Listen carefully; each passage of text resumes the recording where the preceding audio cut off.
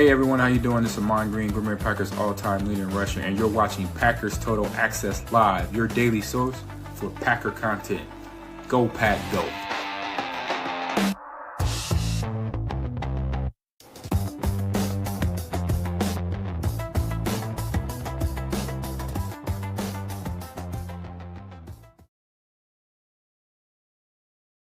What's up, guys? Welcome into Packers Total Access. My name is Clayton. You can check us out on Packernet.com. Find me on Twitter at Packers_Access. Hopefully, everybody's having an awesome day here on this glorious November the 26th, the day before Thanksgiving, the day before Packer football. Really excited about that matchup against the Detroit Lions tomorrow. We've been kind of diving into it a little bit after we finished the tape from the Vikings game this week, and really jacked to do the live show tonight as we're going to really dig deep into the numbers, into the analytics, who has the true advantage, and give you the latest on the injury report, all that good stuff as we get ready for that Thanksgiving Day matchup. However, today, this quick little episode is going to be in reaction to the Pat McAfee show today. And Peter Schrager, you guys know, one of my favorite media members. I think he does it the right way, keeps politics, the BS out of it, right? Just reports on football and does it with a pretty good personality. You know, you guys hear me quote him all the time saying the best advice he could give for anybody who wants to get in the sports media or do anything around sports is work hard and don't be an a-hole, right?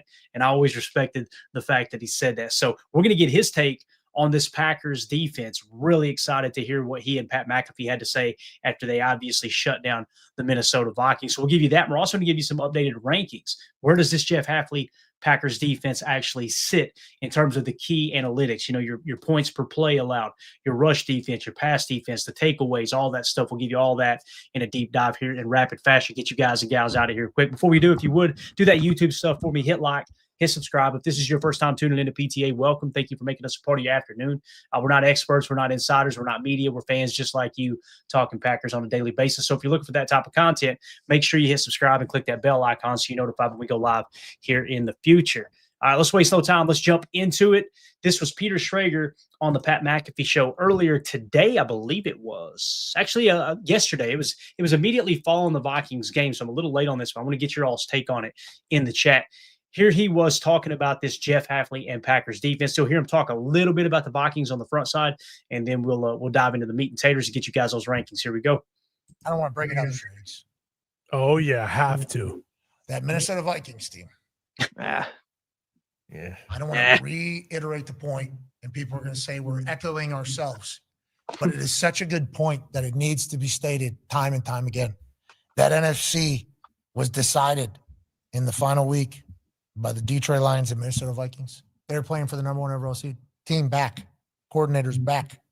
Everything's back except for quarterback. I want you to listen to how everything's changed around the Vikings. And again, they've been banged up this year, right? They've gotten kind of beat up around the league. People forget they started off fairly hot, right?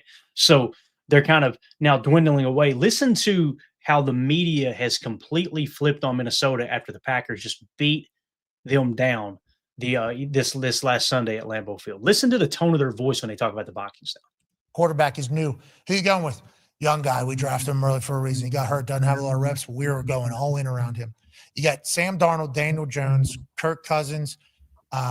Rodgers was available. Aaron Rodgers allegedly was waiting to hear if they wanted him. A lot of quarterbacks, okay? A lot of quarterbacks that wanted that position because they know Kevin O'Connell's offense. If you are able to get to your drop step, there's somebody going to be wide open, and it might be Justin. You guys remember that, right? You remember last year, KOC, was coach of the year last year or the year before? And it was just, he can plug and play any quarterback into this offense, right? And he had been able to do that up to this point. Now, listen, I think J.J. McCarthy has played bad. Don't get me wrong.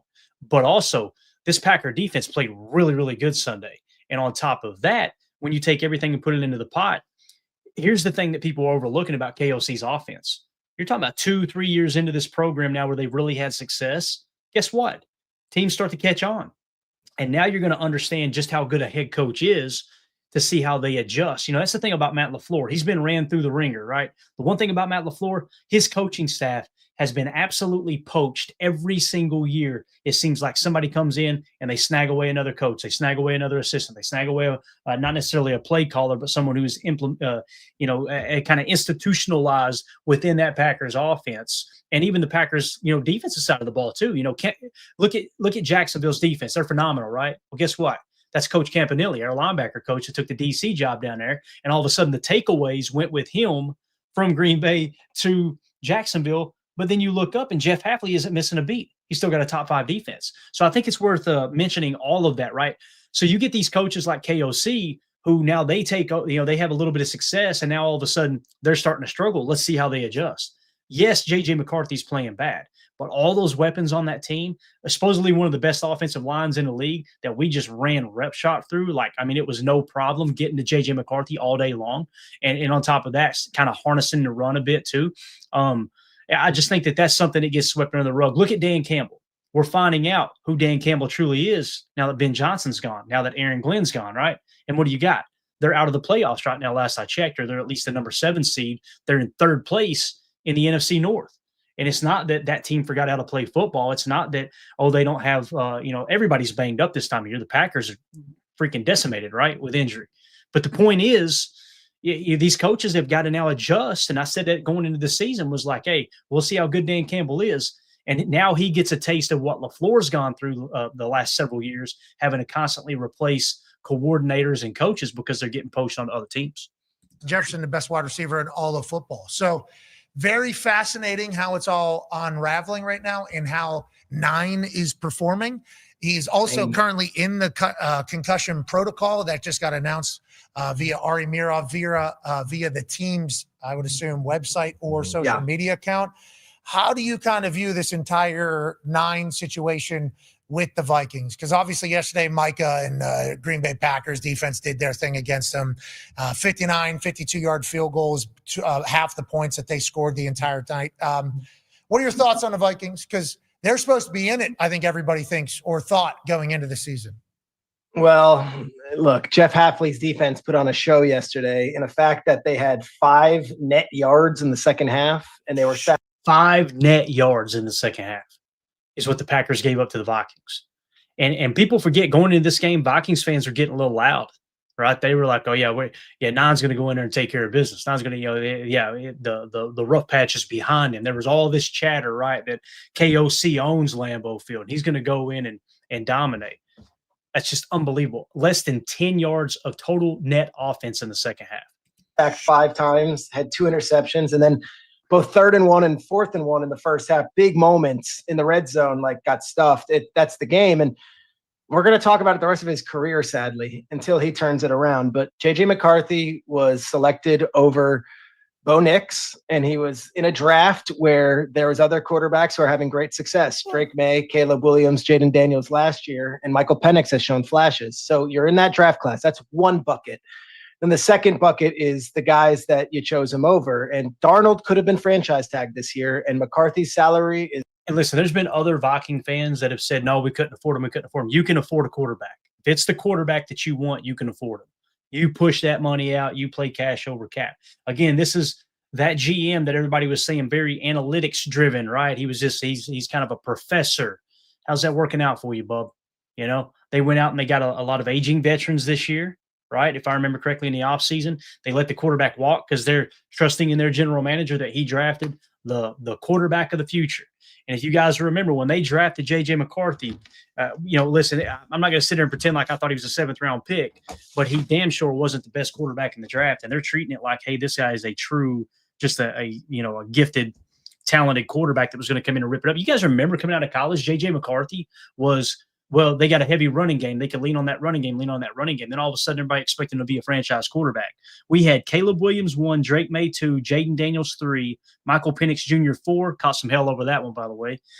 Bo Nix was the 5th best quarterback. Then we had J.J. McCarthy.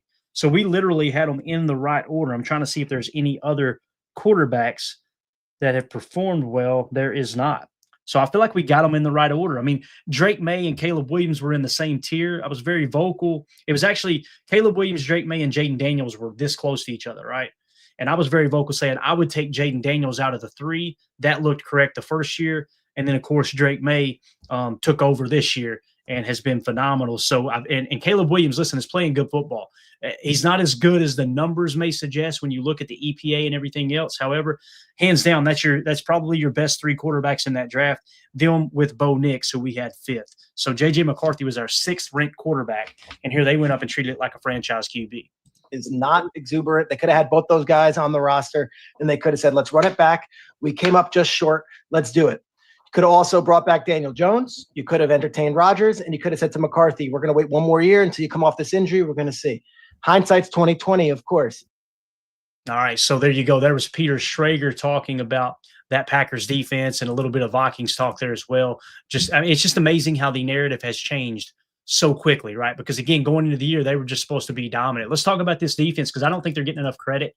All you hear about is how bad JJ McCarthy is, and you don't hear how elite this Packers defense has been, right? So let's just dive into it here. You guys can find this in our Patreon group, patreon.com/Packer fan total access.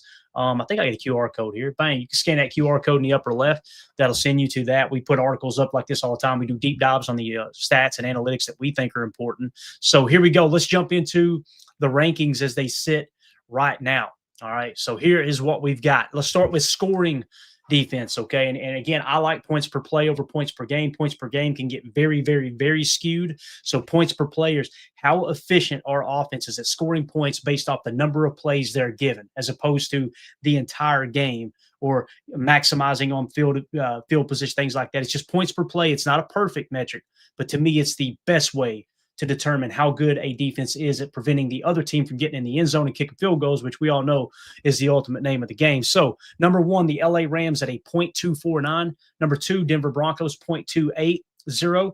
Houston 0.288. And then your Green Bay Packers are 4th at 0.301. Seattle comes in 5th place. Notice down this list too, I just included them for that reason. We're getting ready to play them. The Detroit Lions are 12th. They're the 12th best scoring defense in the league as it sits right now. Okay, so again, the Packers are 4th, the Lions are 12th. Now let's move along to another metric I like, pass defense. Well, you can look at passing yards per game. You can look at all this different stuff, right? Defensively, I like to look at EPA per drop back allowed. I think that's an important metric. But really, the opponent yards per pass attempt, again, break it down. Every time they drop back and throw the football, how many yards are they averaging? Not on just the completions, but just on attempts, right? Green Bay is leading the National Football League with the best yards per pass attempt allowed by their opponents, tied with Houston at 5.4 yards per pass attempt allowed. So again, when you're looking at everything as a whole, it's easy to just look at the Vikings, go, okay, they're horrible. Well, maybe the Packers defense is so damn elite. That's why they looked so horrible, right? To me, the truth always lies somewhere in the middle, but I'm telling you, this Green Bay defense is legit. So you're seeing a top 5 scoring defense. You're seeing the best passing defense in the league as well. And notice over the last 3 guys, they're giving up 5.8 yards per pass attempt over the last 3. So if you go back to that, obviously the last game is a 2.7, but look at what they're doing, on the year compared to last year. 5.4 this year. Last year they were 6.4 is what they allowed. Now, if you climb down and try to find Detroit, where are they at? I don't even know if they're on this list. There they are. They're 19th. Actually, no, they're tied for 15th in passing defense. So the edge goes to the Packers when it comes to defense. There's people talking about, Jahmyr Gibbs is going to run all over him. He's going to run all over him. He could. He's a really good back. Don't get me wrong. But to sit here and pretend like the 32nd ranked yards per rush attempt allowed in the league, and then in passing defense, where is the New York Giants at? They're not even on this list. So there they are. They're 12th. So the 12th best passing defense is the New York Giants, right? And when you look at their rush defense, they're dead last in the league. And they see Jahmyr Gibbs just run all over them. It's like, oh boy, yeah, he's going to be able to run all over Green Bay. Not so fast, man. Again, if you pass to set up the run or run to set up the pass, both of them equal. You need the passing game to be successful against Green Bay. And the reality is Green Bay has the first ranked passing defense in the league right now. Let's move on to rush defense. So we kind of talked about it already. Opponent yards per rush attempt allowed. Detroit 6 sits in the number 5 spot with Green Bay. So we're both tied for 5th best rush defense in terms of yards per rush attempt at 3.9 allowed. So when you look at the run defense, it's kind of a push. We have the much better pass defense. And again, if we go down, you won't even see them on the list. The New York Giants are dead last. That's how Detroit ran the football all over the New York Giants last week. So I'm not overly concerned with Jahmyr Gibbs. Play your game plan, right? Do what you do and do it good.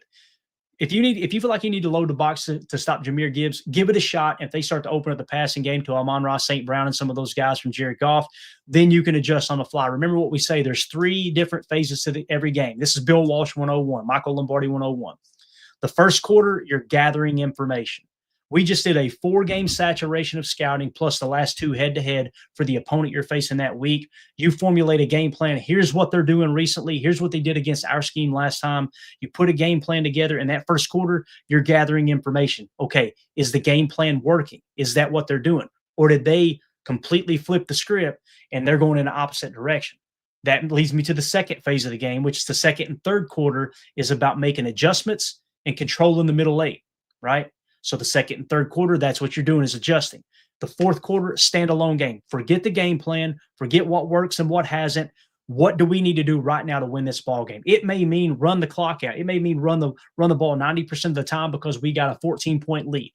It may mean we got to pass every single down because we're down by 3 and our running game's getting stuffed. Treat the fourth quarter like a standalone game. So again, I think that the Packers defense gets the edge in this matchup against Detroit, and I'm not overly concerned about their running game. It's definitely the focal point, don't get me wrong, but Green Bay has a good enough rush defense that we can shut that down. So just another avenue there. Now let's go to takeaways per game. You guys know this is huge in my opinion. This is where Green Bay has struggled. We are tied for 22nd in the league in takeaways per game with only 1. We're averaging 1 per game. Last game was 2. And of course, this is defense. That doesn't include the special teams one, right? Last year, we averaged 1.7. So we exceeded that 1.7 against Minnesota, but we're falling short of it on average through the season. Now, the numbers dictate that we're due for a bunch of turnovers. So you just got to stay steady. We've seen them drop interceptions. I think those numbers are going to continue to come as we get later in the year. But again, when you look at Detroit here, however, they're slightly better than us. They're sitting in the 11th spot, tied with a bunch of teams in the 11th spot with 1.2 takeaways per game. Okay, so they have the slight advantage there. We have a dramatic advantage in our pass defense. It's pretty much a push with run defense. They're slightly better at takeaways. What's the formula for success there? It's protect the football and make them play left-handed so Jared Goff makes mistakes. Now, he's checked down Charlie. He's not going to give you a whole lot of interception opportunities, although last year I think he did have a game where he threw like 5 or 6 in one game. This year, probably not so much. Focus on stopping the run, and let's make them beat us through the air. And again, this wasn't supposed to be a Detroit Lions preview for tomorrow's matchup. You guys will get that tonight when we go live at 6 p.m. Central. I want to give you guys an idea of where this defense ranks. So quick recap. 22nd in takeaways. Got to get better at that. Run defense. We are tied for 5th best in the league with Jacksonville, Detroit, and the LA Rams. The LA Rams, in my opinion, the best team in the league right now. And then pass defense, we are 1st, tied with the Houston Texans in pass defense. So that's how your defense currently sits, currently ranks. I'm excited about Jeff Hafley and what he's going to do with the future of this defense. Really excited to see what they can do against Detroit tomorrow on Thanksgiving Day. I think it's going to be an awesome game. I think it's going to be a close game. I've got it a little bit closer than that 3-point spread. Some places are reporting the Detroit Lions are 3-point favorites. Obviously, being at home, you might as well call this a push. I had it closer to 2 points. I think this is going to be one of those games that unless someone just comes out and makes a ton of mistakes, turning the ball over, you fumble a kickoff return, you throw an interception on top of that, you're down 2-0 in turnover differential, you'll probably lose by 10 points. But if you look up and both these teams are protecting the football, we're probably going to be talking about a final drive of the game, a game-winning field goal, something like that. It's going to be a lot of fun, man. So make sure you get rested up, start fasting now. Don't overeat today. I've been doing this Thanksgiving thing for about 43 years now. I'm a pro at it. Don't eat anything all day so you can make yourself miserable tomorrow, right? So appreciate everybody in the chat, man. I see everybody was in here lighting it up. Let's go to the chat for just a second. Sood, hope I'm saying that right. Sood says, I love our run defense. It's so underrated, man. It's so underrated because, again, we look at the sacks. We look at the flashy plays, right? Micah Parsons and Rashawn Gary and now Devontae Wyatt starting to pick up where he kind of left off before he got hurt. And you just focus on that stuff, and you really don't take into consideration how good this run defense has been for sure, man. So let's see here. Kyle in the chat. Kyle Andretti says, D-line going to feast. Do you see LVM playing tomorrow? That's a great question, Kyle. I want to say yes. It's just how much, right? Like what's odd about that injury that Matt LaFleur said he wouldn't say he re-aggravated it. He's just still dealing with it. As we've seen, he played early, started hobbling. They took him off the field, and then all of a sudden he magically popped back up on the field in the fourth quarter when the game was out of reach. If there was any chance of hurting it any further, or that he maybe had already re-injured it a little bit worse than it was, I don't think they would have put him back out there. So that's a good sign, coupled with Matt LaFleur's comments. With that being said, I don't think you'll see his full workload. I'm thinking somewhere around 10 snaps, if it's not bothering him too bad, would be my guess. And you know what? I'm okay with that. The main thing is get him healthy for this stretch run to the playoffs, where we're going to try to win 12 games, right? 11 will probably get you in. You win 12, you're going to get in the playoffs. And right now, I kind of see them in that range. It's going to be 11 to 12 wins, somewhere there. Essentially, what it comes down to is you can afford to lose 2 more games the rest of the year. Is it going to be one at Detroit, which I picked Detroit to win this game in the preseason, right? Is it going to be them that's going to be one of those losses? If that's the case, now you're looking at Denver and Baltimore. You can't overlook any opponent. We've learned that this year. But again, I think the main thing is make sure you're playing your best football coming down the stretch going into the playoffs there, Kyle. And maybe that means let's don't try to put too much on LVN's plate right now, if that makes sense. So Professor Cake said he's feeling real confident. He says Packers are going to win. I love it, man. Love the optimism, man. Love the optimism. And let's just see here. Boom, boom, boom. Yeah. Suit says, especially our inside and linebacker. I mean, telling you, the linebacking core has been phenomenal, in my opinion. Even when McQuay's out there, he's not grading out high according to PFF, but he looks so much better this year. He just seems like he's a little more aggressive underneath, and that's something that he struggled with in the past. J. Cole, I think Jacobs is playing tomorrow. I hope so. But again, just like LVN, limited role if you need to. Emmanuel Wilson, man, if anything, Emmanuel Wilson showed you he could tote the rock. Now, last week we played against the Vikings, and they've got a worse run defense, obviously, I'm pretty sure, than the Detroit Lions. I'll double check here real quick. It won't be on the screen, but let me just take a quick glance here. So the Minnesota Vikings, no, actually, they're tied for 9th best rush defense. So they're just 0.1 yard per carry off. So 1/10 of a yard per carry allowed behind Detroit and Green Bay. So this idea that the Vikings defense was just horrible it's just false. They've got a legit top 10 running defense. Saying we came out and we ran the rock. So, and that was with Emmanuel Wilson. So if Josh Jacobs gets meaningful snaps, I'm with you, Jay. That would be absolutely awesome if he's playing tomorrow. I think he's going to play too, man. Jen Wright says Jacobs playing via sources. I don't know if she's playing with me right now. Do we really have sources on that? You guys go check that on Twitter, and we'll talk about it in the comments after the video here. Appreciate you, Jen. I hope that's right. Hope that's legit. Last one here, and then we'll get out. Kyle Andretti says, when Nate Hobbs returns, what type of role do you see him playing? Man, Kyle, you got all the tough questions, dude. I don't know. I truly don't know. You want to know what I'm scared of? I'm scared. I need to insert the Rocky meme, the Rocky gif where he says, I'm afraid. I'm scared when he's healthy, they're just going to go, all right, you're starting over Valentine. Get back in there. Because he was a free agent signing, although I've said multiple times on this particular show that it's a 1-year deal. That's what it is. It's a 1+3. If he plays good, the Packers are in good shape to have him under contract for the next 3 years. If you don't like the way he played, you can cut bait this year and free up some cap space. Same thing with Aaron Banks. Now, whether they'll do that or not, I don't know. But the fact that they signed him in free agency, I just don't want Valentine off the field, man. And I feel like Keyshawn is a much better corner, at least in this defense up to this point, albeit Nate Hobbs has been banged up than Nate Hobbs. Yeah. So here we go. J. Cole said, Ian Rappaport mentioned something about it on NFL Network. Good stuff. So Jen Wright, there you go. Thanks. Yeah. Jen said, I forgot who said it, Rap maybe. Good stuff. Good information. Y'all appreciate that. Hopefully he does play. That would be awesome to have Josh Jacobs back. So, and then they went on to say, I feel like he's a 3rd string cornerback. That might be a little tough for me, talking about Nate Hobbs, because Nate Hobbs plays really good in the slot, right? Now we got Bull in the slot. So, I don't want to pull Bullard off the field for Nate Hobbs, but I'll tell you what, let's look at the positive, right? When he is healthy, you feel really good about our backup slot defender.